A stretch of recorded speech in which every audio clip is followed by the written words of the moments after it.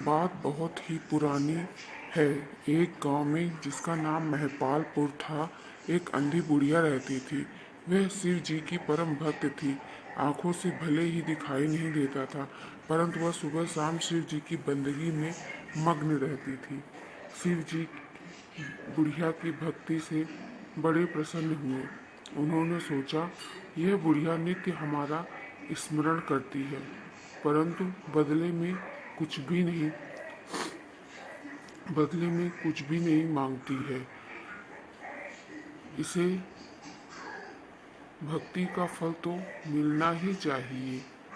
ऐसा सोचकर शिव जी एक दिन बुढ़िया के सम्मुख प्रकट हुए तथा बोले, माई, तुम हमारी सच्ची भक्ति हो, जिसकी श्रद्धा व विश्वास से हमारा स्मरण करती हो।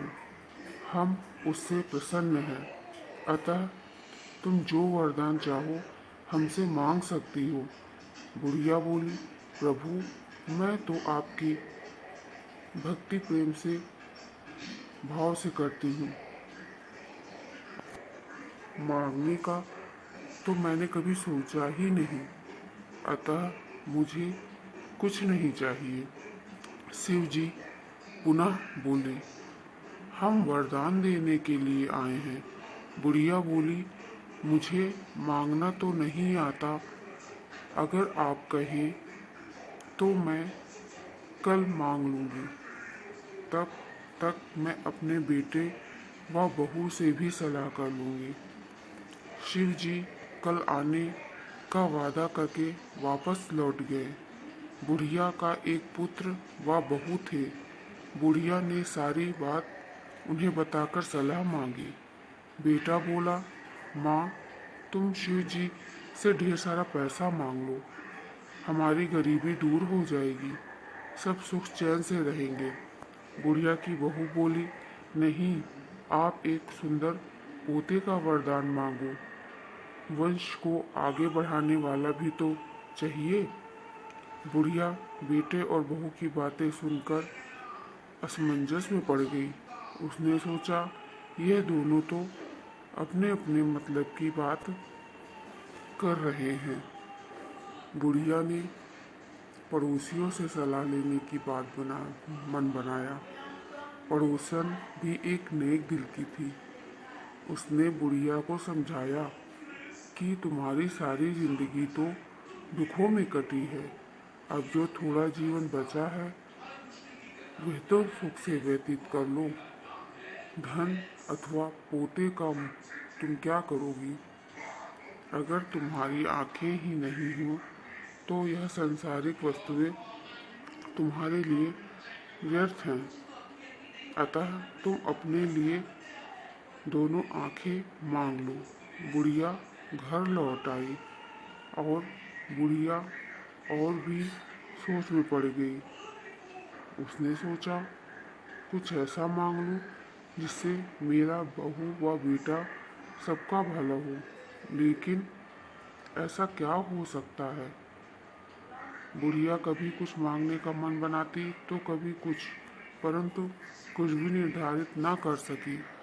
दूसरे दिन शिवजी पुनः प्रकट हुए तथा बोले, आप जो भी मांगेंगी वह हमारी कृपा से हो जाएगा, यह हमारा वचन है।